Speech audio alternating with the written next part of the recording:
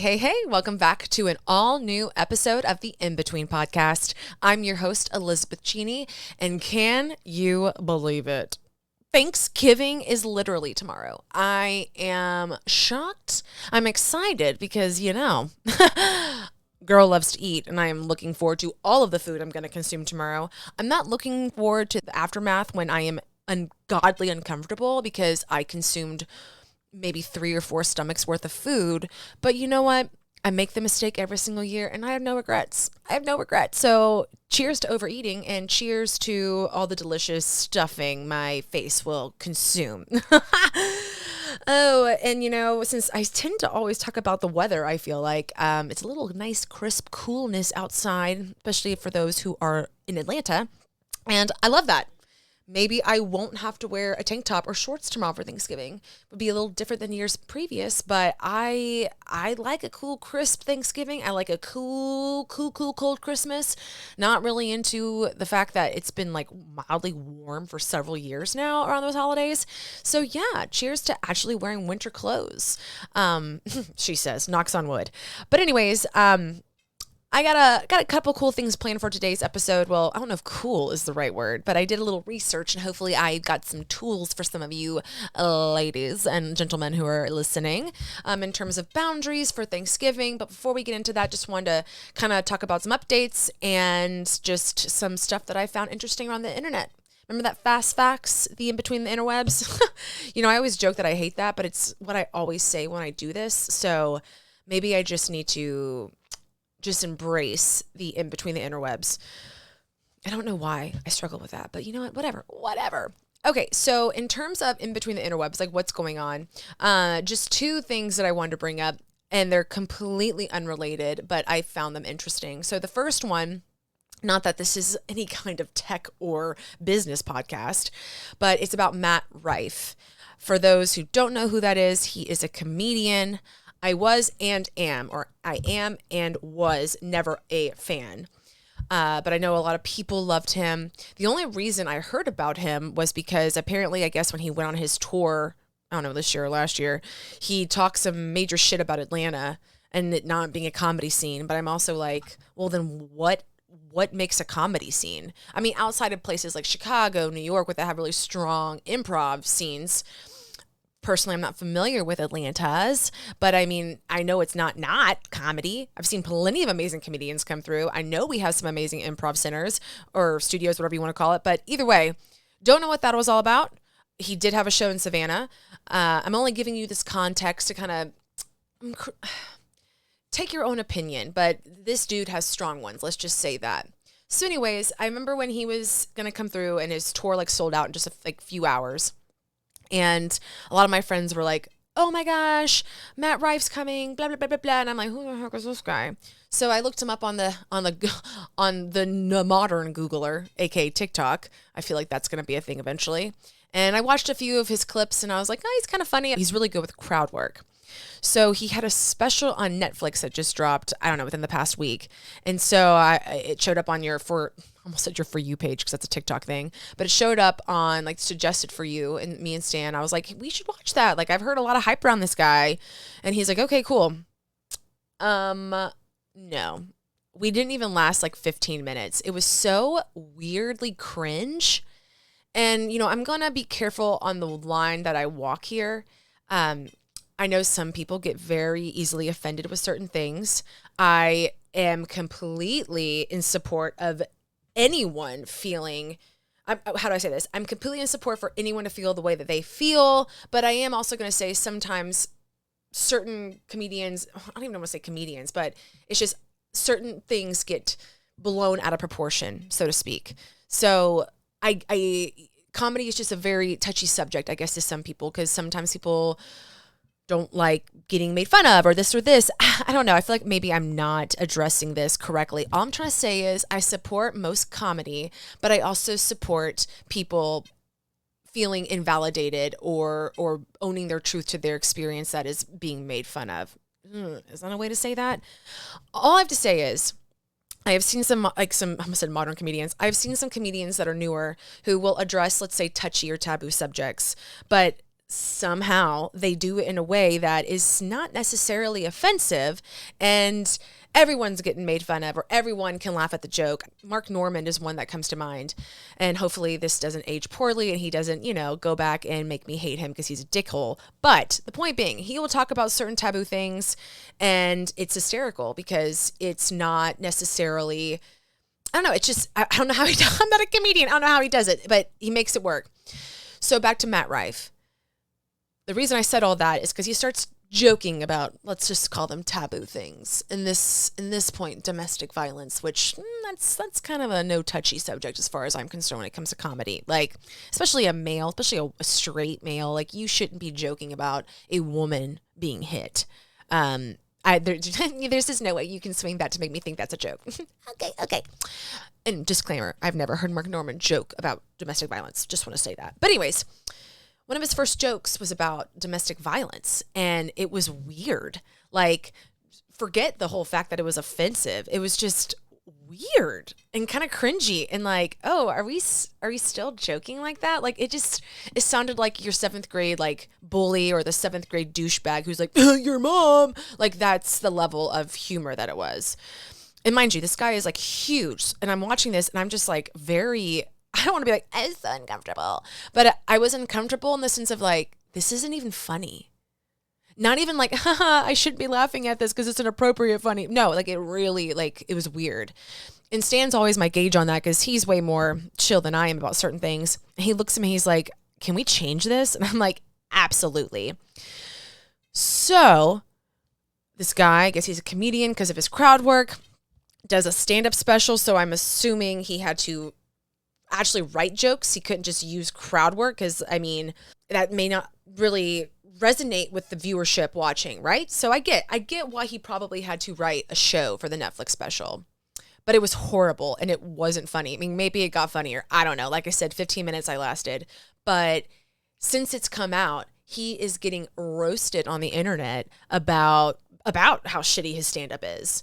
And people are, of course, focusing on the domestic violence joke because, I mean, I don't blame them. It was so cringe.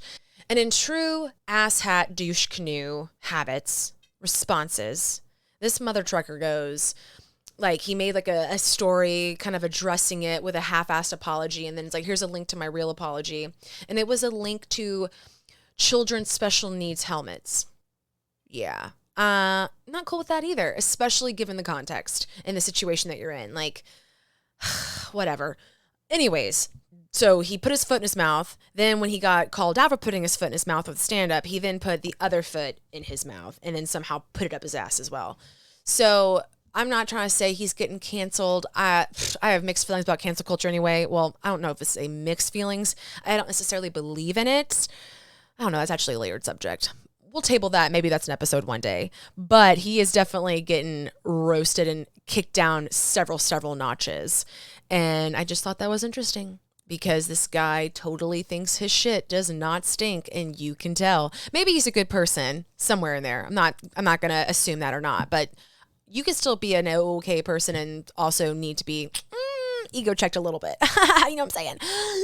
But yeah, he is just first PR crisis. That's what happens. And I read somewhere that he's trying to alienate the fan base that got him famous, which is mostly women. I mean, I don't think he's attractive, especially now, because he was not funny, but I can see how some women find him attractive. He does have a very nice jawline. I will give him that. And I know I've spent now like 7 minutes talking about Matt Rife, but I have a feeling most of you don't know who that is or don't know the context. So it's just another day on the internet and another dumbass man getting knocked down a few pegs. And I'm here for it, but I'm not here for his jokes. So we will see how this unfolds. And then the other news I wanted to bring up that is completely unrelated, but I want to bring it up because I think it's kind of interesting. It's a little like drama, soap opera in the Silicon Valley tech world, but also bring it up because, this would be a great conversation. I don't want to say starter, but fun fact, little tidbit to bring to your next company meeting. The next time you got to talk to a bunch of old executives or just people who are in shiny suits and think their shit don't stink and you need to look good. So I'm sure we've all heard of ChatGPT, AI. I know we have because we've all heard of Terminator. AI is not a new concept, but Sam Altman was and then now still is the CEO of OpenAI, which is behind ChatGPT and all that stuff.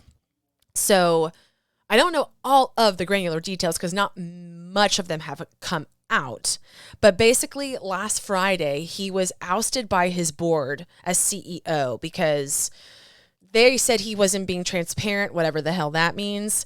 And some say it's because he was kind of trying to push technology quicker and faster and make faster progress. And they were the board was like, maybe we just slow our horses just a teeny bit. Who knows why, when, to what extent. But he was ousted. And so him and the co-founder, I guess co-founder is the right word, basically got picked up by Microsoft. And Microsoft is the biggest investor, from what I read, into OpenAI. Like we're talking billions. So they hired him on. Well, then I guess, and this is all like within the past couple of days. So then most of the employees at OpenAI were like, we're all going to go work for Microsoft if you don't hire him back. Like, what the fuck? So then I guess some of the board, if not all the board, got ousted. Sam Altman and the co-founder, which I poorly forgot to bring his name, but Sam Altman's the one you need to worry about and be concerned with. Well, I shouldn't say worry about. That's not what I mean. But you know what I mean. The story is around Sam Altman. So within like 3 or 4 days, maybe 3 days, I don't even know. I think this was yesterday or maybe today. No, it was yesterday. Yeah, it was yesterday. They get a new board. They hired him and the co-founder back. He is now reinstated as CEO. And now there are new board members from Microsoft because they do have the biggest investing share. So don't know what drama's going on with all these rich motherfuckers, but I find it so fascinating. And, maybe more information will come out to go into why this shift in leadership changed. And it was also another fact about it that was so juicy, for lack of better words, is Sam, nobody had any idea. There was no hints. It was completely pulling the rug out from underneath him when he walked into this meeting. And it's oh, by the way, you're fired. So yeah, interesting, very interesting. So don't know what's going to happen there. Don't know what happened there, but a little sketchy, and then obviously, I do not have the intelligence to speak to all this, but when you make big changes like that so suddenly with no runway and there was no hint to it happening, it really messes up the company. Sure, morale. I'm sure the stock market, if it's even on the stock market. Again, we all know what is a stock. Your girl does not know. I mean, okay, I know what a stock is. Let's be real. But everything else, we know that I am clueless when it comes to it. So yeah, interesting stuff right there. So share that in your next meeting. Oh, President so-and-so, did you hear about Sam Altman? You better watch out. The board will get you. Wink, wink. And on that transition about stocks and money and how clueless I am, what a great way to transition into... Drumroll, please. So we know that your girl's been trying to manifest a finance guru to come on the pod. And I told you about the person that I was going to reach out to and shoot my shot. Fingers crossed. Hopefully I'm not putting my foot in my mouth while we met earlier this week. And I'm still going to kind of keep it under wraps for compliance purposes and things like that because we need to kind of hash out our content and how we're going to do it so she is in compliance with her company. But it's happening. It's happening. So this is your rumor.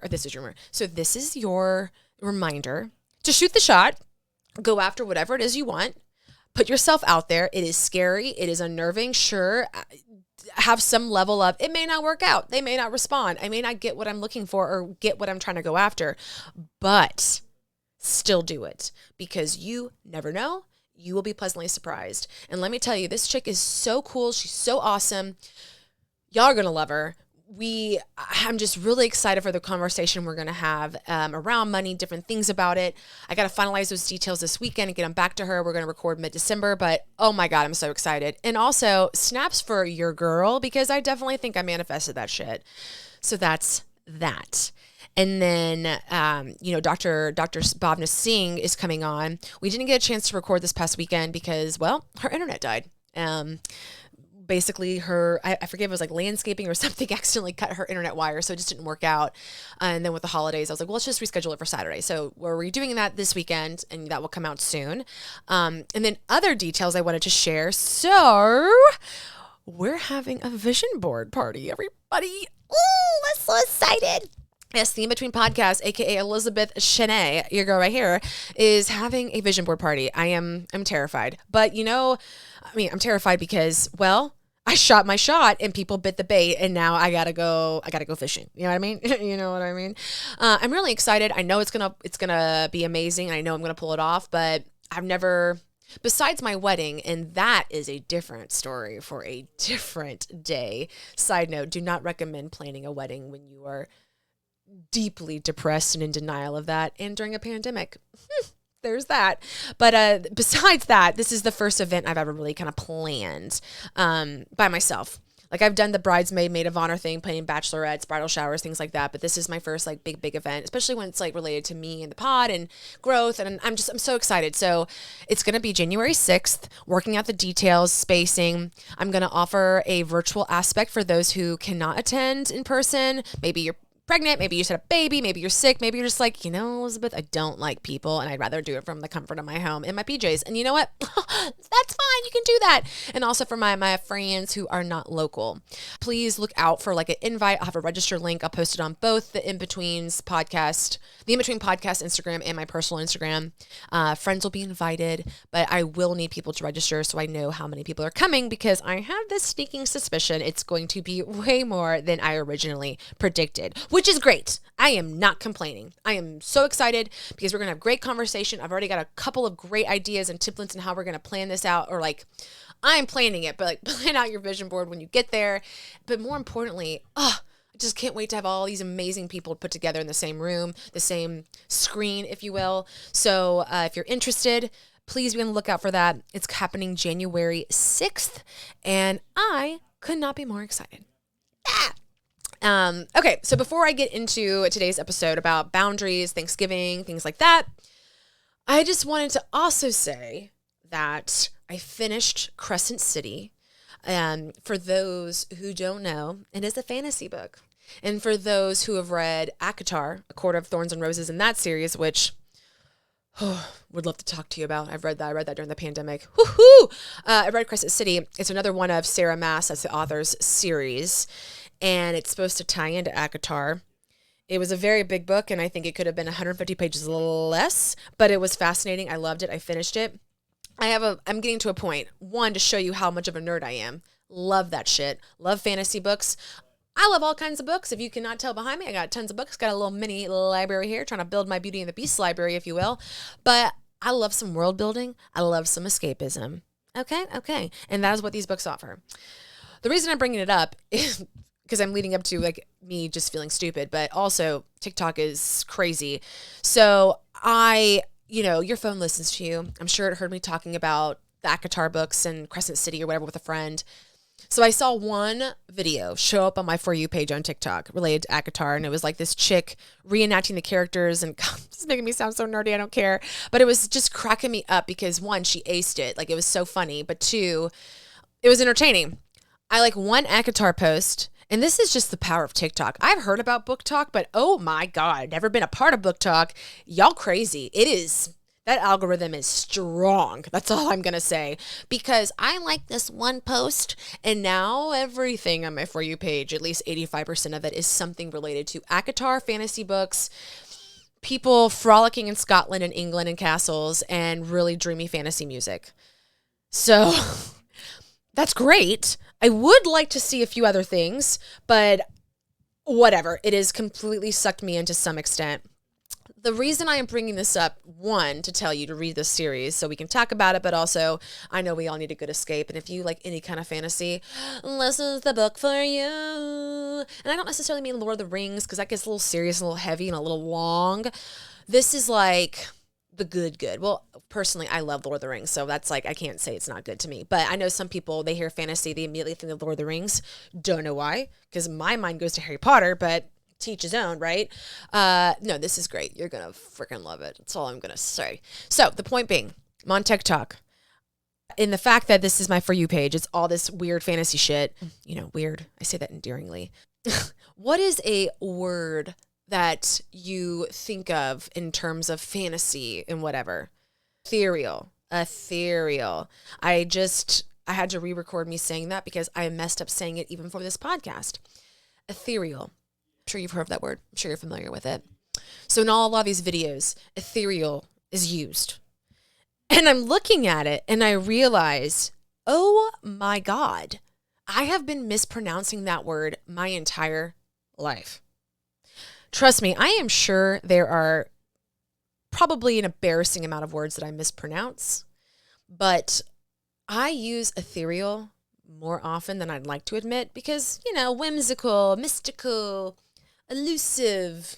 I don't even know what that was, but I use ethereal often in my conversation, and I've been saying ethereal, like ethereal, like pronouncing it how it looks ish. And no one has ever corrected me. No one's ever laughed at me. No one's ever been like, that dumbass. They just let me say it. You know how like when you have something in your teeth and you're like, no one tells you, and it's just kind of like, damn girl, like why aren't you looking out for me? That's what it feels like. I feel like such a dummy that I've been saying ethereal. I mean, I used it just a few days ago. I'm cringing at knowing that I have done this for so long. I'm cringing that I am admitting at 32 years old that I just can't use my words sometimes. And I'm also cringing because I'm also going to share another word that I have royally screwed up on and realized earlier this year that I have been horribly mispronouncing. Ascertain. Ascertain. Do you know what I used to say until recently? As certain. So embarrassing to admit. Ascertain as certain. And I don't know if I've ever said, well, I'm sure I've said that word out loud. Definitely not as much as ethereal. But I know I know what it means. I know how to use it in context. So I've used it a lot in like texting or emails. I've also read it in a lot of books. And yeah, a coworker was like talking. She was like, ascertain. And I was like, ascertain? What? That's not as certain, which as certain doesn't even sound like a real word. But so, that was a long-winded way of sharing that. Who says you can't teach an old dog new tricks? Who says you can't teach an old dog new words? Because apparently old dogs be mispronouncing them. Oh, goodness. But anyways, I hope that was entertaining to you all. And before I part, the second part of this episode, I kind of wanted to talk about Thanksgiving. And yes, being grateful, thankful for all of the things in my life, all of the lessons I've learned this year, all the things I have pushed myself through, all of the heartache, all of the roadblocks, all of the self-doubt. There's only one way to go but up. And I know we're all works in progress, but I am thankful for that. And I'm thankful for having that outlook. I'm thankful that I view life that way. I'm thankful that even when I'm low, I know I will be high again. So I hope you all feel the same way. Be proud of yourself. Be grateful for, everything that you have pulled yourself through, whether that was alone and whether that was through the help of family, friends, a therapist, whatever. I'm proud of you and I'm grateful and thankful that you're here. And I'm thankful and grateful for the community that we are building. And I'm grateful and thankful for pushing myself out of my comfort zone. What's my favorite quote? Well, there's several, but one of them, leap and the net will appear. And I am humbled. I am grateful. I am thankful for all of the opportunity that I have been able to come across this year, and very, very, very excited for what's to come next year, because I have this feeling that 2024 is going to be a very big year for the in-between and for me personally and professionally. So cheers to that. But on the other side of that, there is a conversation that I've wanted to have about boundaries. And I may do like a holiday boundary episode deep dive as we lead up to Christmas and New Year's. But before I let Thanksgiving pass without even addressing this, I wanted to talk about Thanksgiving boundaries. Now, I'm not a therapist, so this is not clinically backed advice. Well, the advice is from a therapist, and I'm going to go into all of my citations, if you will, in a second, all the resources I've pulled this information from. But I do just want to say, do your own research, ask your own provider, what you need to talk about. And remember, everyone's different. Everyone's situation is different. So maybe this advice doesn't work for you. Doesn't matter what you do or what boundaries you put in place. Aunt Sue is just going to be a dick. That's just how it is. So with that said, I want to talk about a few things that really kind of spoke to really called my attention, and I think are valuable, that work for some less serious maybe situations, social situations, and then some that could be even more serious or difficult to be around. So this was an article or an interview from The Skim from last year, 2022, and they are interviewing Nidra Glover Twab. She is a author. She wrote Setting Boundaries, and she also wrote a book that I read earlier this year that I highly, highly, highly, highly, highly recommend, especially if you have any sort of traumatic or dysfunctional family background, or if you're like me, your husband's parents, like your in-laws, they are kind of problematic in their own way. Looking forward to that tomorrow. But side note, it's called Drama Free, A Guide to Managing Unhealthy Family Relationships. So Nidra is an actual therapist, clinician, counselor, and you can get so much more detailed information from her 2 books. I haven't read the Setting Boundaries, but like I said, I've read Drama Free, and I'm not saying I had a perfect childhood, and of course I have my own issues, but I still got stuff out of this book, even like for myself, 1, but 2, also for my partner in this situation, like his family background and his growing up and where he came from. So I'm only stressing that because if you find any of these points interesting or resonate, I encourage you to look into that book. So a few things that she talked about that I thought were really beneficial that I wanted to point out. So 1, boundaries are to protect you, not them. And that's just one thing that you need to keep in mind. Boundaries are not for the other person. They're for you. You are only responsible for you. Maybe your kids too. Sometimes maybe your partner, but ultimately you are not there to serve your mean ass grandmother or your mean ass dad or your dysfunctional drunk uncle, whatever the case may be. Your closed-minded, oppressive great aunt. With that said, any conversations that you're not comfortable with, you don't have to be party to. You can walk away. Some things that she said that I thought was like some quotes, like some scripts that she gave. Can you rephrase that? Like if they're being closed-minded or bullshit about sexuality or your relationship status, anything like that, can you rephrase that? And that's just like a good rule of thumb to use with anybody who may be gaslighting you, being a dick, being stupid, whatever the case may be. Can you rephrase that? Another one, this was in relation to the example of asking about kids. Why aren't you pregnant yet? Why don't you have kids yet? Are you going to have kids? You don't know someone's situation. And like, God, like, if someone wants to share their business, they will. Like, you don't have to necessarily ask me. I'm just going to give it to you. So when it comes to these touchy subjects, like, just pause. Let them open up to you and talk about it. I almost said a clap back, but I don't think that's the right term to use here. A response back to something like that. I feel uncomfortable with the statement you made. I feel uncomfortable talking about this topic. Something along those lines. Put up the roadblock. And sure, there's going to be those assholes who are like, oh, man, is Elizabeth just too good for this convo? Oh, are you just too good for this? Are you too good for the family? Blah, blah, blah, blah, blah. Understand that may happen.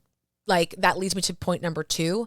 Be prepared, which I'll go more into in a second. Like, be prepared for, the people who are going to trigger you. The people that are the reason why we're even having this conversation. So be prepared, protect your peace.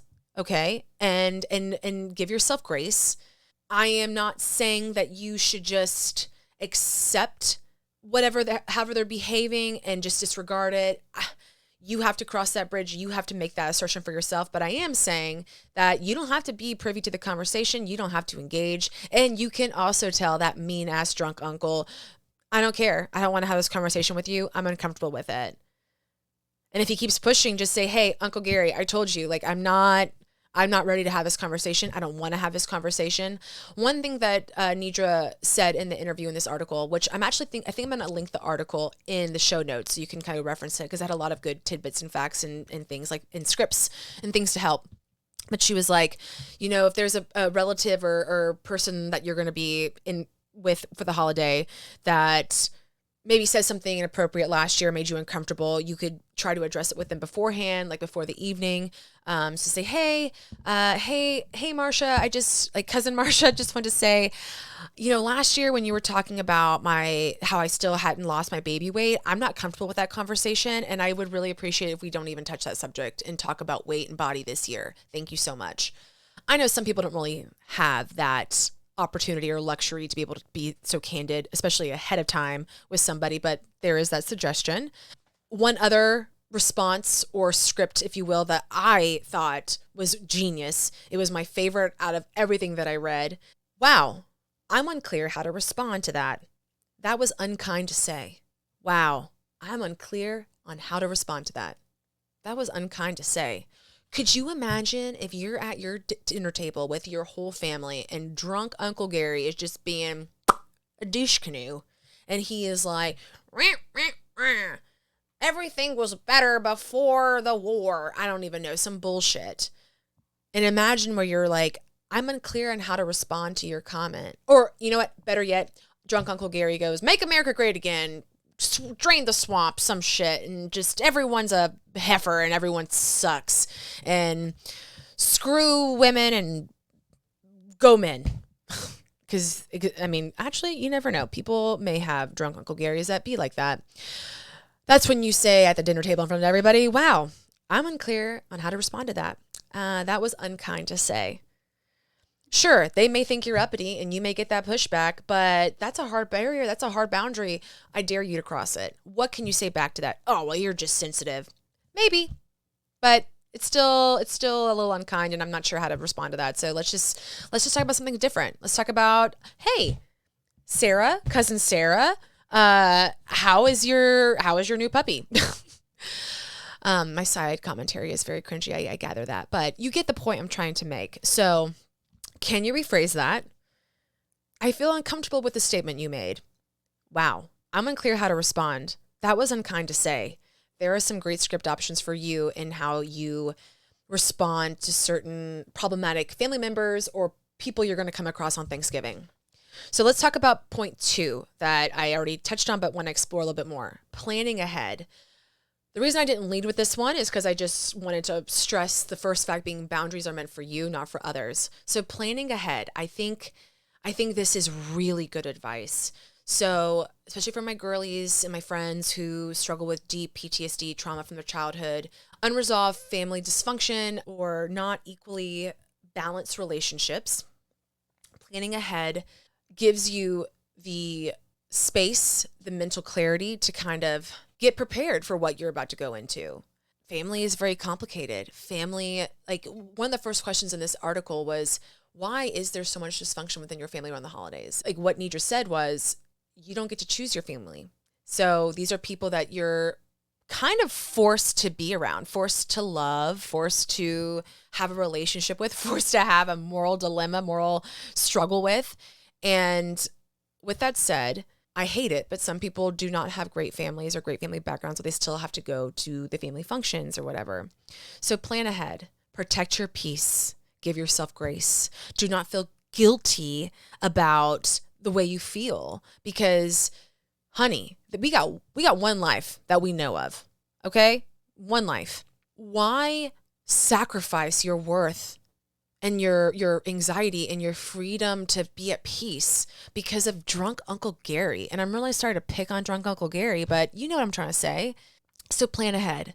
Plan ahead of what types of conversations you think might come up that will definitely trigger you or make you feel some kind of way. Plan ahead for, all right, if and when those conversations come or you get asked the bullshit questions that are invasive and not appropriate, have some responses prepared, like the ones I shared. Wow, I'm unclear how to respond. That was unkind to say. Can you rephrase that? This is making me uncomfortable. Be prepared. Have responses ready. Have your boundaries ready. Go into it prepared. And I do hate even having to say this because I wish everyone could just love everyone and not be dickholes about things that they're uncomfortable with or don't understand. Because also, like, at the end of the day, who gives a fuck? Let them live their life. You don't need to be consumed about it. Unless they're like killing people or being horrible people, stealing, just being shit ass people. Let them love who they love. Let them do what they want to do. Let them read what they want to read. Let them act the way they want to act. That's the way I feel. So plan ahead. Plan ahead. Plan ahead to what to expect, what you know the mood's going to be. Okay, I know it's going to be horrible. My mom's going to get hysterical. Not sure if anybody has watched The Bear on Hulu, but season 2 had a triggering scene of a Christmas dinner where it really highlights the complete dysfunction of the family. So if you've seen that and that's your family, well, one, my heart goes out to you, but two, this advice is for you for sure. So if you know you're going to be going into a very uncomfortable, dysfunctional situation, give yourself a time limit. Who says you got to stay there all day? Who says you got to show up early? Who says you got to stay late? Do what you got to do and put your boundaries in place. If you're coming into town for the holidays, but you ain't going to go sleep at mom's house because mom is crazy and will make you do 300 chores or just make you want to pull out your hair, get a hotel. It's okay, because you can still explain, hey, I'm still going to be there. I'm going to be around. But like me and my husband, me and my wife, we need the space. The kids, they're going through sleep regression and I just want to be kind of isolated because I don't want to bother you guys. There's so many different ways you can handle it. But the main point being, the boundaries are for you and not for others. So protect yourself, because it'll make the holiday season so much better. And then finally, and this kind of ties into all of the points I've already mentioned, but at the end of the day, keep it light. Keep the conversation light. Yes, you are probably going to want to address drunk Uncle Gary and his bullshit about oppressing women. Actually, any topic where Uncle Gary is just being a dickhole, yes, you probably want to address, but ask yourself, give yourself a beat, and this helps with planning ahead. Is it worth it to engage with drunk Uncle Gary? Is drunk Uncle Gary going to be able to really change or grasp the concept of any type of layered complexity to human expression, human emotion? Probably not. But you can come up with some good clapbacks, some good responses to kind of shut Gary up. I'm unclear how to respond to that, Gary. Gary, I'm a little uncomfortable with the conversation because it kind of sounds like you're saying that all women should be in the kitchen and not have any freedom whatsoever. I don't want to assume what you're saying, but I'm going to peace out of this convo. You have the power. Maybe it'll be uncomfortable, but I truly think that as long as you put your boundaries in place and you are protecting your peace, you will come out on the other side. And, if you're lucky, maybe you'll get some respect. Maybe they will change based on your interaction with them. Because you remember, at the end of the day, you cannot change anyone. People have to change for themselves. That is a very hard truth to accept, to learn. And God, it's so hard, especially when you're like, oh, but they have all the potential. But what you can do is change how you interact with these people. And that's a boundary. And sometimes when you change how you interact and affect, you don't take the bait and spiral and go off on them and just explode at the dinner table or explode and just take away your peace on the day. But when you change how you interact, what if that also somehow makes them kind of look inward and change their outlook, change their expression, change their opinion? Again, you can't change them, but you can change how you interact with them. And if you're lucky, they may change as well. That's all you can do. I don't know why people are dicks, especially family members. God, again, we got one life. Why ruin it by being a butthead? Ugh, so lame, right? So as if, whatever. But my heart goes out to all of you who are anxious and nervous about Thanksgiving tomorrow and being around these family members and protecting your peace. So hopefully if you're able to listen to this delayed episode that I probably should have put out last week, my heart goes out to you. I love you. I'm thinking about you, and you're going to get through this. You are. If anything, I'm in your corner. Seriously. We don't have to know each other. Just know I'm there. And I am validating however you're feeling. I am validating any protection you want to put in place. So do not forget that, because you're special. And so are your thoughts, so are your opinions, so is everything. And I don't know. Screw drunk Uncle Gary. So on that note, I am going to peace out. I am done working for the day. I'm getting this podcast out. I got to go do God knows how much shit related to the website because, your girl hired somebody to help me, which I can't wait to share more about all of that and all the exciting things happening. But yeah, I got homework to do. It's been a long time since I had homework. But anyways, I love you all. I hope you have a fabulous, safe, peaceful Thanksgiving. If you do have to execute those boundaries, you execute them, baby. You do it. You do it with passion and perseverance, and do not doubt that your boundaries are not important and not worth it. Because at the end of the day, fuck Uncle Gary. Protect your peace. Okay? If you're traveling, please be safe. No drinking, driving. No drinking, driving. Please don't be stupid. Okay? And be safe. Have a wonderful long weekend. And I will see you next week for all new In Between. Who knows what exciting updates I'll have next, but they're coming. Without further ado, if you haven't done so already, please go follow me on Instagram at in.betweenpod and at ElizabethCheney_. Because one, I'm awesome and it's fun to connect. But two, I'm going to be posting more information about that vision board party because I want you all to attend. It's going to be great. So let's start off the year right with some uplifting conversation, empowerment, and crush our goals. Hell yeah, right? Follow me on TikTok at the In Between Podcast. And if you do want to follow down a ACOTAR spiral, an ACOTAR rabbit hole, like one post on TikTok and it will completely change your entire algorithm. But seriously, if you want to read those books, I'm your girl. I'd love to talk about it. And also on YouTube. This episode will be on YouTube, as have been most of the past several episodes on YouTube. So if you want to see me give the spiel, then come watch me on YouTube at the In Between Podcast. All right. All right, babies. Well, I'm going. I hope you all have a fabulous rest of your weekend, a great Thanksgiving, and I will see you next Wednesday for an all-new In Between. I'm your girl, Elizabeth, and I will talk to you then. Bye.